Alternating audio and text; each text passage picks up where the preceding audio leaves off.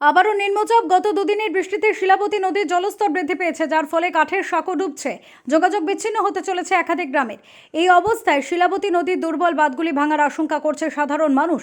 স্থানীয় মানুষ এই বাঁধ ভেঙে গেলে তাদের দুর্দশার শেষ থাকবে না বলে জানান। জীবনে ঝুঁকি নিয়ে যাতায়াত করতে বলছি কী করবো, আমাদের তো এইটি পথ, আমাদের এর উপর দিয়ে পেরিয়ে মানে বাজার হাট সবই যেতে হয়। আমাদের এইটি একটা নিরাপত্তা পথ।